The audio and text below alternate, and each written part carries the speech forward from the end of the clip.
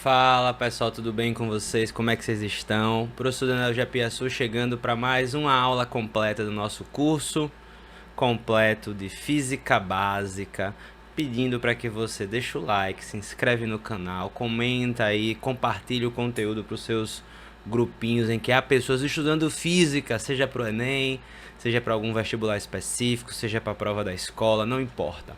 Peço que você se inscreva para que a gente possa agora, né?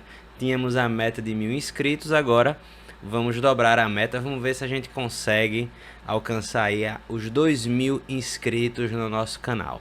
Bom, na aula de hoje, vamos para a aula de número 61, vamos falar sobre translação, rotação e associação de espelhos planos. A gente, nas duas últimas aulas, a gente conversou sobre os espelhos planos, né? Falamos sobre as leis da reflexão, os espelhos planos, como é que os espelhos planos formam as imagens. E hoje a gente vai ver o que acontece quando a gente modifica o espelho plano de lugar, quando a gente rotaciona o espelho plano e quando a gente utiliza mais de um espelho plano para formar imagens de um só objeto.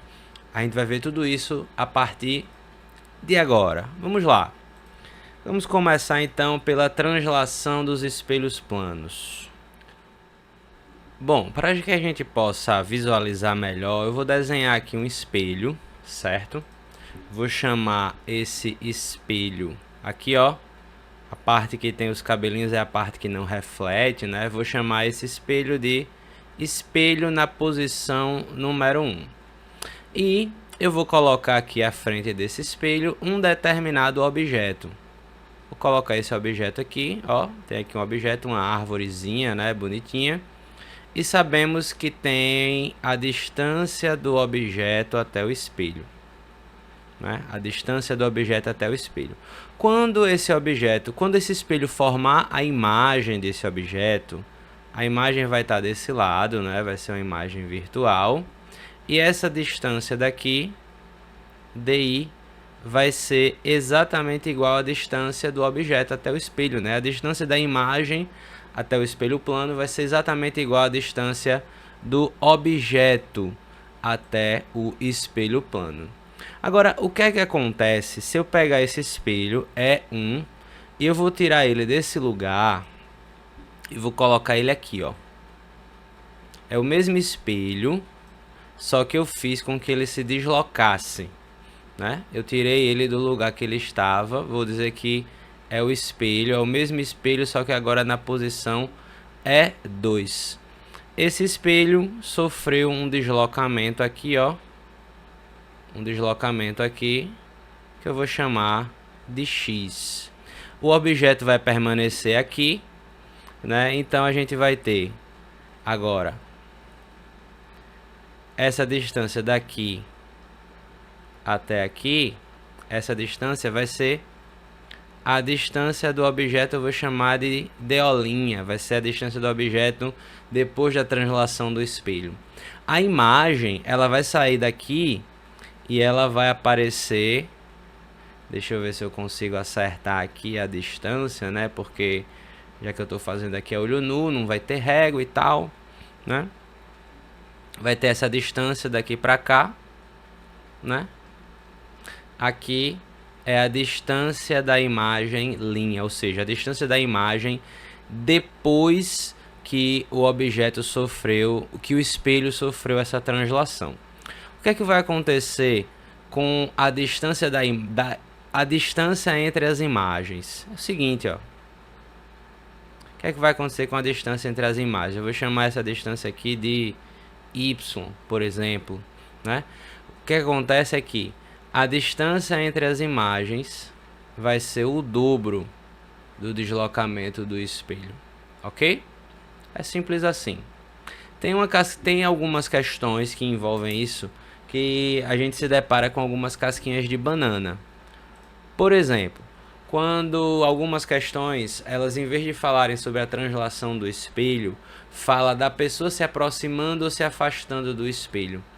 aí ela leva a entender que quando você se aproxima do espelho, a sua imagem se aproxima do espelho com o dobro da velocidade, por exemplo, né? E não é dessa forma, não é dessa forma.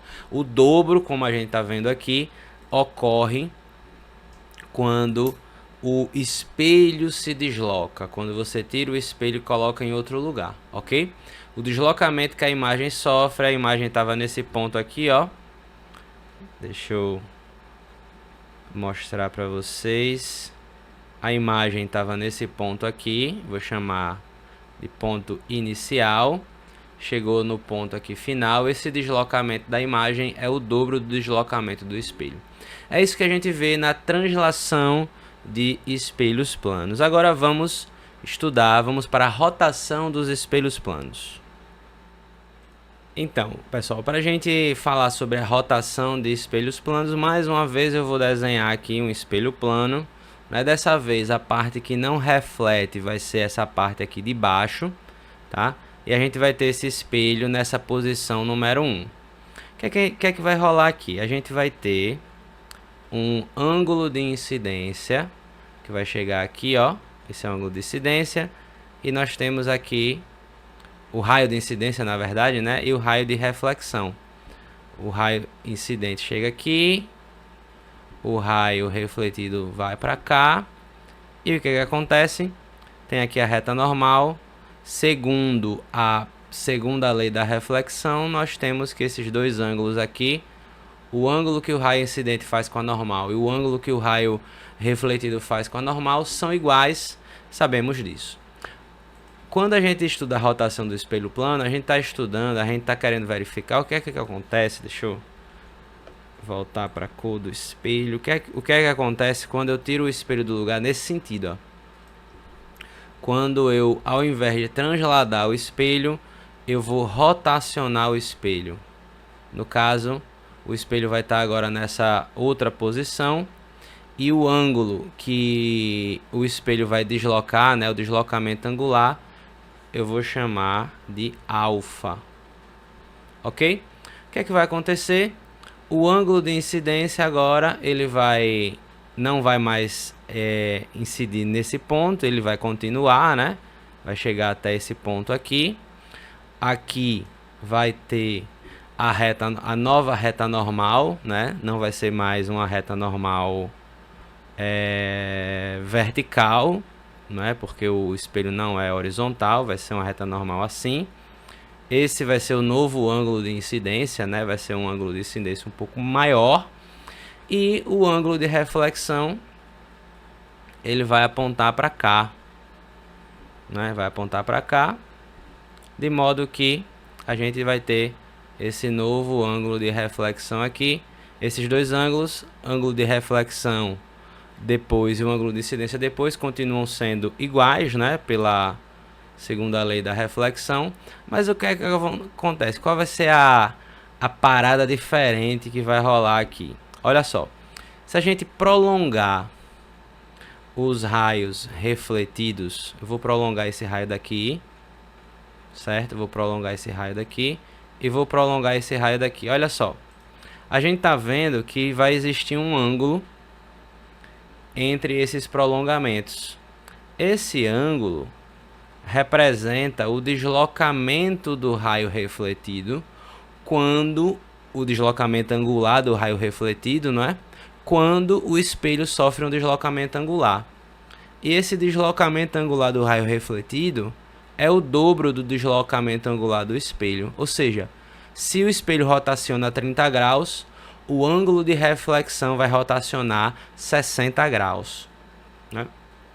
No caso, a diferença entre esses dois ângulos vai ser de 60 graus, enfim, vai depender, obviamente, do quanto que o espelho vai rotacionar. Tranquilo? Agora vamos falar, para terminar a nossa aula, sobre a associação. O que é que acontece quando a gente associa dois espelhos planos? Bom, pessoal, para a gente falar mais uma vez, né, dos espelhos planos, agora da associação, eu vou desenhar dois espelhos planos aqui. Dessa vez são dois espelhos planos diferentes, de fato, né? Tem aqui o espelho plano número 1, o espelho plano número 2. Por que eu estou destacando que esses são de fato espelhos planos diferentes? Porque quando a gente falou da translação e da rotação do espelho, o E1 e o E2 representavam o mesmo espelho, só que em posições diferentes. Aqui não. Aqui nós temos espelhos diferentes que estão associados entre si e que eles formam um ângulo entre si, um ângulo alfa entre si, ok? E vamos ver o que acontece quando eu coloco aqui um objeto. Quando eu coloco aqui um objeto entre eles. O que é que vai acontecer, né? Colocar aqui um objeto entre eles. Esse objeto aqui vermelhinho, ó.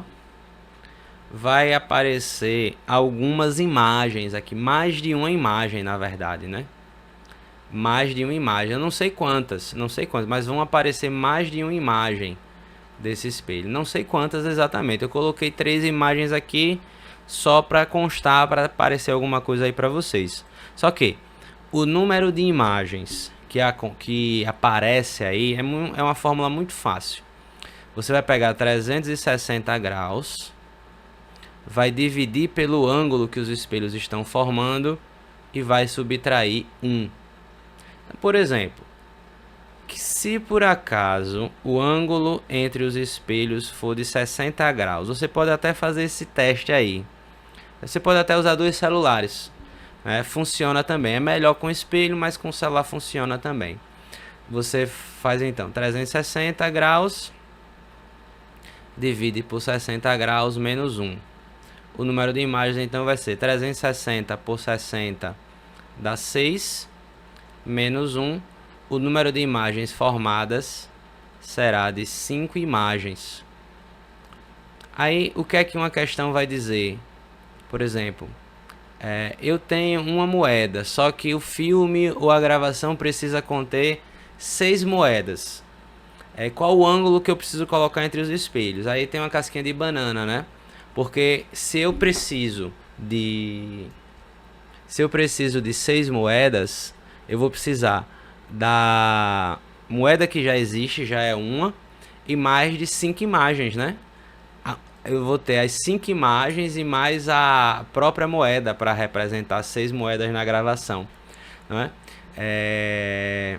Ou seja, o ângulo seria de 60 graus, como a gente calculou para esse exemplo, ok? Eu sugiro que vocês, para essa associação de espelhos, vocês conseguem muito bem fazer a experiência em casa. É uma experiência bem simples de se fazer, não é? E que pode ajudar muito vocês a entender este tópico. Tranquilo? Pessoal, um grande abraço. Essa foi a nossa aula. Espero que tenha tudo ficado claro. Aconteceram alguns acidentes por aqui, mas nada que possa ter impedido a gente de continuar com a nossa aula e fazer essa gravação com muito amor e alegria. Um grande abraço, se cuidem e até o nosso próximo vídeo.